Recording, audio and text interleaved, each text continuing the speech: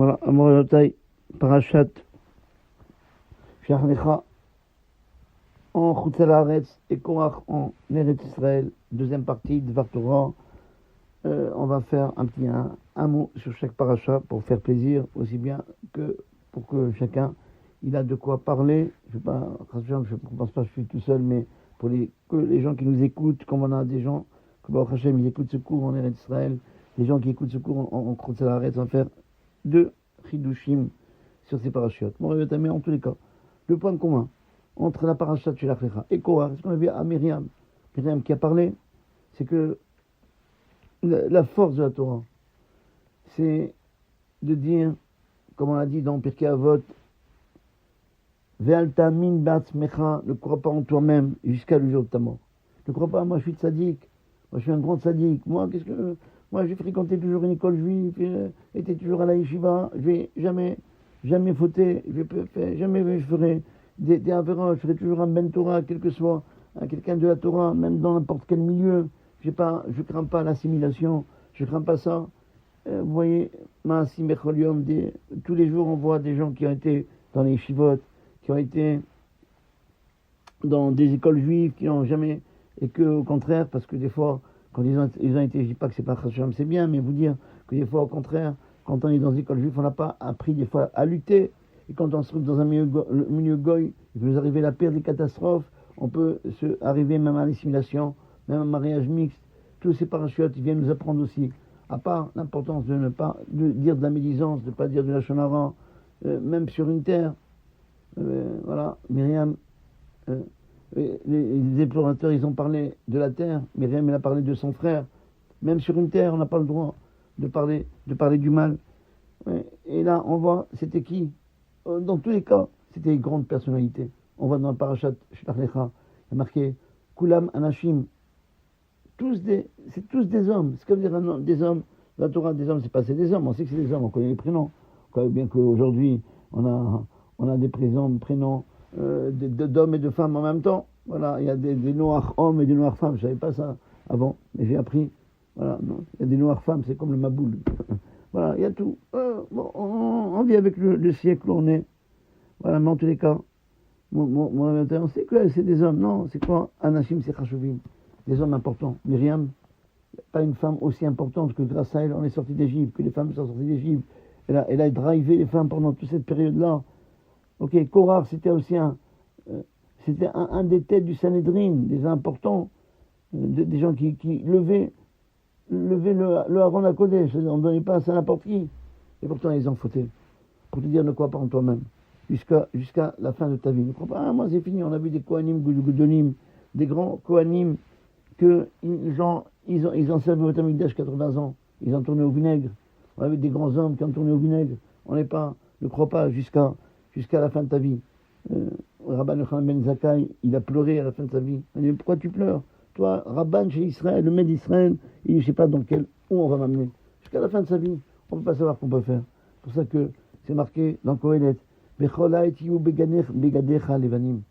à chaque moment de ta vie, que tes vêtements ils soient propres, Veshemen al roshra lo irsa, et que il y a toujours de l'huile sur ta tête. Ça veut dire quoi cette image que donne Shlomo HaMelech? L'image elle est comme ça. C'est dire à l'homme, tu sais, tu vas être toujours propre dans ta vie. Le lavan, la blancheur, c'est le symbole de la pureté. C'est pour ça qu'une mariée qui se marie, elle porte une robe blanche pour dire qu'elle est pure, pour dire à son khatan, voilà, jusqu'à présent, Baruch Hashem, je suis pur, j'ai jamais touché un homme, j'ai jamais eu des relations avec lui. Donc voilà, c'est le symbole de la pureté. Shlomo HaMelech dit, à chaque moment, que tes habits soient blancs. Mais attention, ils soient blancs en sachant quand même que Veshemen al roshcha lo yarsa, que sur ta tête, tu as, on va dire, une bouteille d'huile sur ta tête. Ça veut dire que tu as des habits blancs avec le produit le plus salissant sur ta tête. Et puis sur la tête, il n'y a pas tellement d'équilibre. Il faut savoir danser avec une bouteille d'huile sur sa tête. Toute la vie de l'homme, c'est comme ça. Il doit s'imaginer, voilà, toute ma vie, tout mon objectif, c'est quoi mon kiboun, c'est quoi ma direction. Avoir toujours les habits blancs, bien qu'il y a tellement d'épreuves dans la vie. Il faut rester quand même blanc. Voilà, c'est ce qu'on apprend déjà de tous ces parachutes, cette période-là, que chacun, c'est ça la force de la Torah, c'est que savoir qu'on est des hommes, que en tant qu'homme, on peut trébucher à n'importe quel moment. Le jour du Yom Kippour, on va dire peut-être tout à l'heure, je sais pas, ça dépend qu'on aura le temps, que n'oubliez pas que le jour du Yom Kippour, à Mincha, le moment presque le plus grand, on est à quelques minutes de Naïla, après toute une période de tfila, toute une journée de tfila, eh bien, à Mincha, on va dire, on va lire la Torah. Quel paragraphe on va choisir? On va choisir un paragraphe qui parle de la Gdusha, de la sainteté, de mettre deux paires de téphilines, des choses des options de la Torah qui sont fortes. Non, on parle des relations interdites. Qu'un homme ne doit pas aller avec sa mère, il doit aller avec sa belle-sœur. Quand tu arrives à un niveau aussi fort, on parle de ça. Eh bien, mon Rabbi Otaï, c'est marqué dans la Lacha que la raison pour laquelle on lit cette paracha ce jour-là, parce que le jour de Yom Kippour, c'était à l'époque presque le seul jour où les femmes venaient à la synagogue. Et donc, on voulait avertir les gens, attention, t'es grand, t'es monté le jour de Yom Kippour, mais attention, il y a des femmes qui vont venir. N'oublie pas qu'il y a un homme, c'est la force de la Torah. Tu dois rappeler chaque minute qu'on est des hommes, on peut trébucher à n'importe quel moment de notre vie. Voilà, c'est une introduction et vous dire voilà que c'est ça que de chaque paracha on doit apprendre les choses. C'est pas une histoire, c'est pas l'histoire nos ancêtres, pas les Gaulois, des Juifs, mais on doit apprendre. C'est pas pour eux, c'est pas d'histoire chez nous. La Torah c'est Oura, ça nous apprend à nous comment on doit vivre. Bon, voilà, ça c'est ce que je voulais dire au début. On va faire un petit chidouche qui est très beau, moi je trouve qu'il est très beau, et qui dit au nom du Harizal. Le Harizal, il rapporte pour les Meraglim, qui ont parlé du mal d'Israël, que Akadosh Baruch Hu, quand il a vu, il savait ce qui se passait dans leur cœur, des exploiteurs. Il savait qu'ils vont fauter pour les aider. Akadosh Baruch Hu, il nous aide toujours. Même s'il sait le chemin qu'on va faire. Tu veux fauter, mais fait, moi je vais t'aider. Je veux pas que tu fautes. Eh bien, il a mis la Neshama des Shvatim, des tribus, à la tête de la tribu de chacun. Peut-être comme ça, on va leur donner le maximum de chances de ne pas fauter. Peut-être ils ne vont pas fauter. Quand le jour qu'il nous aime, on dit de tous les jours, Arotse Bichouva, le jour qu'il veut qu'on fasse Tchouva.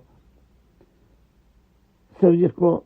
Quand un homme, il fait des Maasim Tovim, il fait des bonnes actions, il faut savoir, comme ça il dit le Harizal, que dans le passé, il y a un tzaddik qui a fait cette mise-là. Ou bien, pas qu'il a fait, que ce tzaddik-là, c'est de sa neshama, et lui il faisait attention à cette mise-là. Eh bien, la neshama du tzaddik, elle rentre en lui, elle va l'aider, on ne peut pas savoir comment, de monter et monter dans la voûte d'Hachem, dans le service d'Hachem, dans la Torah, dans la tfila, dans les bonnes actions. Parce que tu fais cette mise-là, on va t'aider. Ou bien parce que tu as fait la même mise qu'un tzaddik qui faisait, dans le Talmud, partout. Ou bien parce que tu es de la même neshama que lui. Eh bien, voilà pourquoi. C'est comme ça qu'on explique. Qu'est-ce qu'on a besoin de dire? Le chef de tribu, à chacun des explorateurs qui a été envoyé. Il a marqué Nematé Réhouven, Shamoua Ben Zako. Nematé Shimon, Shafat Ben Chori. Voilà. Pour la tribu de Réhouven, c'est Shamoua Ben Zako. Pour la tribu de Shimon, c'est Shafat Ben Chori. C'est ce qu'on a besoin de dire. On devrait dire voilà les gens comme c'est marqué à la fin. Voici les noms des gens que Moshe Rabbeinu a envoyés. On donne que les noms, c'est tout. Pourquoi on dit à telle tribu, à quoi ça sert? C'est pour nous dire, d'après le Harizal, que dans chaque Meragel, dans chaque explorateur, pour l'aider, pour ne pas, et quand même on l'a fauté, pour dire combien, alors il ne doit pas avoir confiance en lui. À chaque tête, à chaque explorateur qu'on a envoyé, on a mis la neshama de l'âme de celui qui était le chef de la tribu. Avec, par exemple, Shamoua Ben Zakour, qui était de la tribu de Réhouven, Akadosh Baruch Hu, il a mis en lui à l'intérieur la neshama de Réhouven qui va l'aider. Donc ça veut dire, regardez comment Akadosh Baruch Hu nous aime, il ne veut pas qu'on faute. Ça veut dire que tous les Shvatim, toutes les tribus, les 12 tribus, les gens les plus importants dans toute l'histoire juive, à part les Havot, eh bien, il a dû abandonner sa place au Gan Eden, dans le paradis, pas n'importe quel paradis, ça s'appelle, d'après le Harizal, Gan Eden Ha'alyon, le plus élevé, et de descendre ici. Pourquoi? Pour aider les Meraglim à ne pas fauter. Eh bien, un problème. Yosef, qu'est-ce qu'il va faire? Il a 2 Shvatim, il a 2 tribus. Comment il va faire? Eh bien, regardez bien maintenant, Bémet. Il y a marqué, pour Oshia Binoun, il y a marqué les Maté Ephraim. les matés Ephraim, Oshé Abinoun. Pour la tribu d'Ephraim, Oshé Abinoun. Il n'y a pas la tête de tribu. Alors que Ménaché, c'est marqué, les matés Yosef, les matés Ménaché. On donne deux noms. Pour la tribu, comme la tribu de Yosef se divise en deux, on dit dans le premier, les matés Yosef, les matés Ménaché. Pour la tribu de Yosef, de la tribu de Ménaché, Gadi Ben Soussi, ça veut dire que de la tribu de Ménaché, c'est lui qui a pris la Neshama de Yosef, et pas Yehoshua Binoun. C'est pour ça que Benjamin a marqué les matés Ephraim, parce qu'il n'y avait que 12 tribus, Oshé Binoun. Voilà, et maintenant on comprend, on va aller d'après ça, mais maintenant, on comprend que, d'après ça, donc Yosef, il a été avec le Bechor, l'aîné de ses enfants. Ça veut dire que la Neshama de Yosef, elle a été avec le Shevet Ménaché, la tribu du Ménaché, avec Gadi, fils de Soussi. Mais comment il fait, Oshé Abinoun? Il a que le Shevet Ephraim. Il va pas recevoir une Neshama, la Neshama de Yosef. Non, il va pas recevoir. Eh bien, voilà, vous comprenez maintenant pourquoi, Moré Bavotaï, regardez comment tout est bien calculé. Vous comprenez pourquoi Moshe Rabbeinu, il a prié pour Yehoshua Binoun. Il a dit à Yehoshua Binoun, Ya Yoshiacha, qu'Hachem, il te protège de tous les mauvais projets que les Méradim ils ont. Pourquoi? Parce qu'il n'était pas protégé. Il n'avait pas le chef de tribu avec lui. Il était tout seul. Vous comprenez? Les gens comprennent pas. Moshe, il s'est pris. Pourquoi? Il ne prie pas pour tout le monde. On ne connaît pas, non, on ne sait pas. Qu'est-ce qui se passe? On veut critiquer Moshe. Lui, il a ses calculs. Il sait pourquoi il fait comme ça. Voilà. Donc, voilà pourquoi il a prié que pour lui.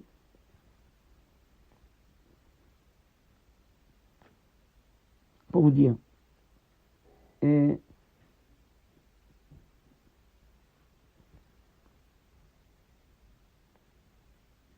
même si, en réalité, il n'avait pas l'aide de la tête de tribu, Yosef, c'est l'un des rares qui a été sauvé. C'est un des rares qu'il n'avait pas l'anishama du grand chevet, du chef de tribu. Et pourtant, c'est lui qui a été sauvé. C'est lui qui n'a pas parlé de mal d'Israël pour nous apprendre. Nous dit le Harizal, regardez, ce n'est pas parce que tu as une neshama de sadique avec toi, c'est pas le yichous. Moi, je suis comme les gens ils disent, moi, je suis le fils d'un tel rabbin. Qu'est-ce qu'on a à faire que tu es le fils d'un tel rabbin? C'est pas les yichousim. C'est même pas Ruach HaKodesh, même pas la prophétie. Il n'y a rien du tout. C'est que la tefila qui peut t'aider. Ta prière à toi, qui peut t'aider. Mais je comprends pas. Ces Gdoshim, ces gens, ces chefs de tribu, ils sont descendus pour t'aider du ciel. Et quand même, il n'y a que ta fin. Compte sur cette fila. Prie bien comme il faut. C'est que cette fila qui peut t'aider. Tout, l'Aïshama du Sadiq qui n'a pas aidé. C'est ce qui a aidé Yoshua Binoun. C'est la tefila que Moshe Rabbeinu a fait pour lui. C'est la tefila que lui, il a prié. Et il y a une femme, une fois, qui est rentrée voir le Magui de Mezrich pour demander une bracha, qu'elle ait des enfants. Le Magui de Mezrich, il lui dit, regarde, si tu m'amènes 50 pièces en or, je vais te faire cette bracha et tu vas avoir un enfant. La femme, elle a été au marché, elle a acheté de la marchandise, elle a vendu la marchandise, elle s'est occupée de la tfira, de faire de la couture. Elle a fait le maximum de travail, jour et nuit. À la fin, elle arrive chez le Maguide avec seulement 20 pièces d'or. Elle a pris, s'il te plaît, accepte, réduis la somme, accepte ces 20 pièces d'or pour faire la bracha. Le Maguide, obstiné, lui répond, le Maguide de Mezrich, je t'ai dit, c'est seulement si tu amènes 50 pièces d'or, je donne une bracha pour avoir des enfants. La femme, elle s'est énervée, elle a dit, j'ai pas besoin de ta bracha. Alors je vous prie, il va me donner un enfant. Le Maguide de Mezrich, il a dit à ses élèves, maintenant, vous allez voir, elle va avoir un enfant. Parce que elle va prier. Moi, j'ai fait tout ça pour que justement, pour lui dire, ne compte pas sur moi. Compte sur la Kadosh Baruch Hu. Compte sur ta tefila. On raconte sur le Baal Shem Tov. Qu'une fois, il est arrivé dans une ville. Il y a un homme qui s'approche de lui, qui était pauvre. Le Harizal a dit à ses élèves, demandez à la maîtresse de maison de m'amener à manger. Et la femme leur a dit, j'ai un peu de pain, un peu de yaourt, mais j'ai besoin d'amener ce manger-là à mon mari. Lui, toute la journée, il travaille, il coupe du bois, il a besoin, il va venir bientôt, il va venir bientôt. Pour manger, il a travaillé difficilement, et c'est ce que j'ai, je ne peux pas lui donner. Le Baal Shem Tov, il s'entête, et les Talmidim, ils vont voir cette femme, le Rav, il veut manger, elle n'avait pas le choix, elle va donner tout le morceau de pain qu'il avait, et le peu de yaourt qu'il avait. Après la Séouda, le Baal Shem Tov, il voulait dormir. La maîtresse de maison lui dit, mais j'ai pas un lit, nous on dort sur la paille, j'ai un tout petit peu de paille pour mon mari. Le Baal Shem Tov, il s'obstine encore une fois. Non, moi je vais dormir. Eh bien, elle n'avait pas le choix. Elle était obligée de lui donner aussi la paille pour dormir. Quand son mari retourne du travail, fatigué, il a voulu manger. Sa femme lui dit, bah, je suis désolé, j'ai pas tout à manger. Je sais pas ce qui s'est passé, mais le Rav en a reçu un Rav, et lui il s'est obstiné, il voulait tout m'a supplié. Eh bien, j'avais pas le choix. Je vais donner, excuse-moi, mon mari, je vais donner tout le repas que j'ai. Misken, ce monsieur, il avait le ventre vide. Il a dit, c'est pas grave, qui dort, dîne. Je vais aller dormir. Alors, il a demandé à sa femme, où tu as mis un peu de paille? Il dit, excuse-moi, mon mari, je suis désolé. Et j'avais pas le choix. Je lui ai amené un peu de paille. Je lui ai donné la paille. Il voulait dormir. Le Baal Shem Tov voulait dormir. J'étais obligé de lui donner de ta paille. Et ce juif-là, il est sorti dehors. Il a vu le ciel. Il a commencé à pleurer. Il lui dit, Ribono Shel Olam, maître du monde, après un travail aussi difficile, ni je mange, ni je dors, jusqu'à où va arriver ma pauvreté? Jusqu'à quand je vais être pauvre comme ça?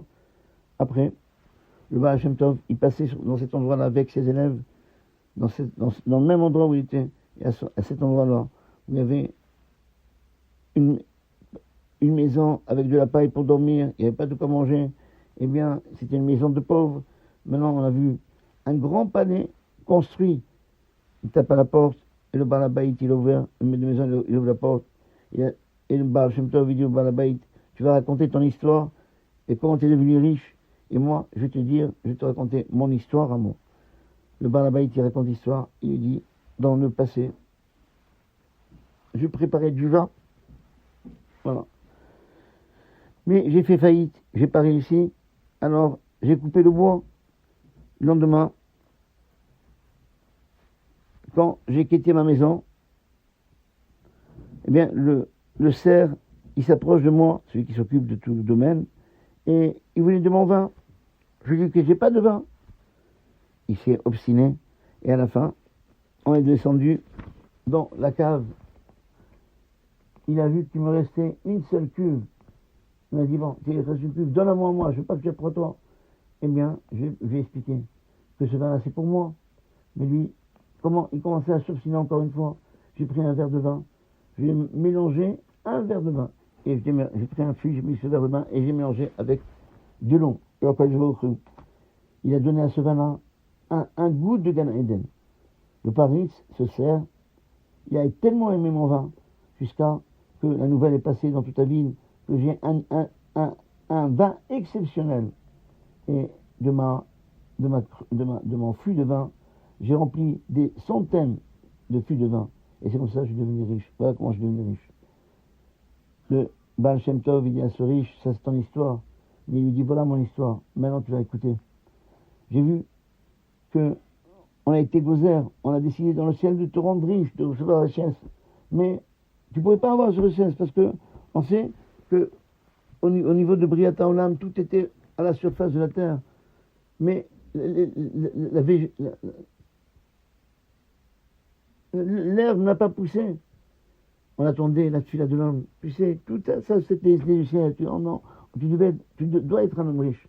Mais étant donné que tu n'as jamais prié, tu n'as pas reçu. C'est pourquoi je suis venu chez toi. Et quand tu as pleuré, quand j'étais pris, c'est pour ça que je me suis obstiné. Je demandé à ta femme de me donner à manger, même si je savais que c'était pour toi. C'est pas normal.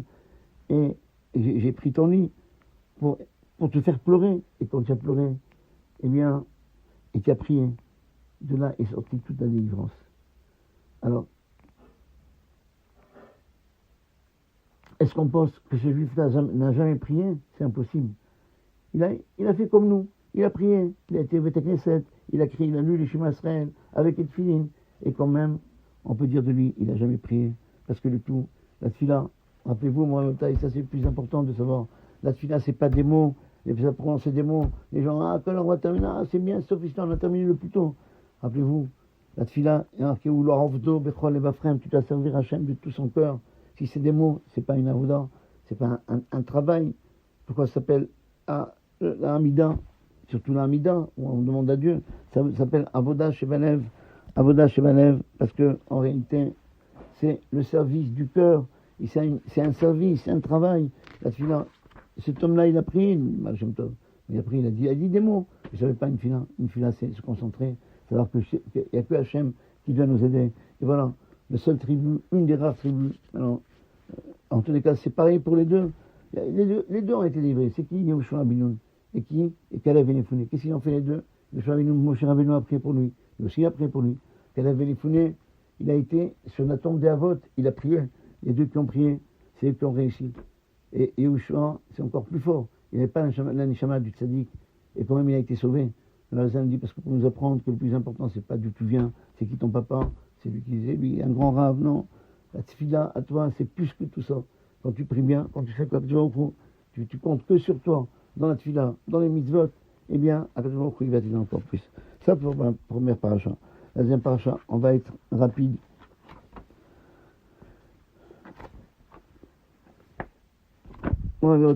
Vaikar Korach, il a pris Korach. Tous les gens, il voulait prendre tout pour lui. Vaikar, ce qu'il a pris, il a pris. Ça veut dire quoi, il a pris? Il a pris quoi? Il a pris des gens avec lui. Tu peux forcer les gens à venir. Ça, c'est Vaikar. C'est une petite poupée qu'il a pris avec lui. C'est tous des 250 Sanhedrin, des gens importants. Tout le problème de Korach, c'est qu'on ne sait pas ce verbe. Vaikar. La Gemara nous dit Mishemaya, du ciel, on nous donne, mais on ne prend pas. Korach, il n'a pas compris, il ne comprend pas tout seul. Ça ne change pas, c'était de l'argent, du kavod, la direction, être grand rabbin, petit rabbin, ou président, ou du beurre, le président, bien ce que vous voulez, ça on ne prend pas tout seul. Des matanotes, tous ces cadeaux-là, on ne prend pas, comme ça on dit dans les sfarim chez nous, matanot, lolokrim nevad, des cadeaux on ne peut pas les prendre tout seul, mais on reçoit du ciel. On raconte une petite histoire, c'est pour ça, Vaikar Korach, c'est ça, tout le début de la déchéance de Korach, c'est ça, Vaikar. Tu as oublié que c'est quelque chose qui donne. Ne fais pas de calcul, aie confiance en Dieu. À Bnei-Brak, il y avait un juif qui habitait, il s'appelait Rabbi Avraham Steiner. Et il a passé tous les problèmes de Auschwitz. Et quand ils ont donné des compensations aux juifs qui étaient dans les camps, eh bien lui aussi, il devait recevoir une indemnité. Comment on estimait l'indemnité? Ça dépend combien on a été touché. Plus un homme il a été touché, plus il recevait des grandes sommes comme indemnité. Mais comment on peut savoir à quel degré on a été touché, à un fort degré ou un faible degré? Eh bien, les médecins ont décidé de prendre un psychologue qui parle avec les gens qui ont été touchés au téléphone et enfin, avec quelques questions qui leur posaient, ils pouvaient savoir le degré de problème qu'il a eu et de fixer la somme d'indemnité qu'il a touché. Rabbi Avraham, il a été au Auschwitz, il a été Barry, il était en bonne santé, et tous ses amis, il voulait à tout prix l'aider, il voulait qu'il reçoive des indemnités, des hautes indemnités, parce qu'il avait besoin, il avait une grande famille. Et ils l'ont conseillé de faire semblant d'être touché, et lui, jamais il acceptait. Il disait comme ça, l'argent c'est du ciel, je suis pas prêt à mentir pour avoir de l'argent. Et comme ça, il les faisait taire. Qu'est-ce qu'ils ont fait ses amis? Il appelait, il se passait pour des médecins, il posait toutes les questions, Et Rabbi Abraham, il répondait comme un homme, Baruch Hashem, en bonne santé, il ne faisait pas de calcul avec son corps, de son corps et de son esprit, qui n'a pas été touché, ni moralement, ni physiquement. Ils lui ont dit, voilà, on t'a posé des questions, voilà ce que tu dois répondre, et tu vas avoir l'indemnité. Rabbi Abraham, il a pensé que même des médecins, ils veulent, eux, même les médecins, ils sont prêts à mentir pour lui donner des indemnités qui lui reviennent. Et il répétait toujours cette phrase, on met ça à tout le monde, toujours avec le même langage. Kesef Mina Shamaim, l'argent qu'on reçoit c'est du ciel, ça a été fixé à Rosh Hashanah, je suis pas prêt à mentir. Et chaque jour, on l'appelait. Et un jour, quand le vrai médecin il appelait, il a posé des questions, eh bien, Rabbi Abraham, il s'est mis en colère pour une fois. Il a commencé à lui crier, ça suffit, ça fait 1000 fois que tu m'appelles, je ne veux pas d'argent. Et il va raccrocher. Le refait, le médecin, il était sûr que c'est celui qui a été le plus touché par sa réponse-là.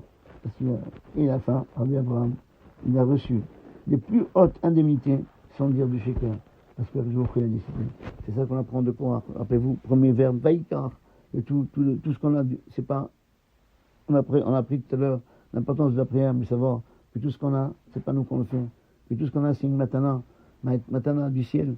Vous savez quoi, mon cher Rabbeinu, quand il a prié, il a dit, va être Hanan et Adonai. J'ai prié à Hachem. On n'a pas dit va être Palel. Et on a utilisé le mot va être Hanan pour rentrer en Israël. C'est quoi Hanan? C'est Hachem Chinam. Il lui dit, j'ai rien. Mon cher Rabbeinu, il dit, j'ai rien à faire valoir. J'ai aucune mitzvah à faire valoir. Avec tous les mitzvahs qu'a fait mon cher Rabbeinu. Il dit, je demande gratuitement. C'est comme ça qu'on doit faire à Hachem. Savoir que rien, avec le ne doit rien. Il nous a tout donné avant qu'on fait la mitzvah. Mais simplement, il faut savoir que tout ce qu'on a, c'est pas que j'ai pris, c'est qu'on a déjà donné. Tout ce qu'on a dans la vie, Vaïka Koach, il faut savoir que tout ce qu'on a dans la vie, c'est ça la phrase qu'on doit se rappeler de Parashat Koach, eh bien, lui, il ne savait pas, chez l'Olokrim Levat, ne comprend pas tout seul. Zélo Méchané, ça ne change pas, voilà, ce que vous appelez comme phrase, ça ne change pas. Si c'est de l'argent, il me disait Kesef, Kavod, des honneurs, ou bien Manigbout, d'être président ou directeur ou dans la direction. Matanot, ça rappelait toujours cette phrase, bon, elle est tellement importante. Matanot, des cadeaux, on ne prend pas tout seul, mais les Kabelim, les Shamaïm, on reçoit des siens. Voilà, Shabbat Shalom. Et les maîtres, c'est pas seulement d'écouter, mais il faut qu'on retienne chaque semaine la morale de la paracha. Shabbat Shalom.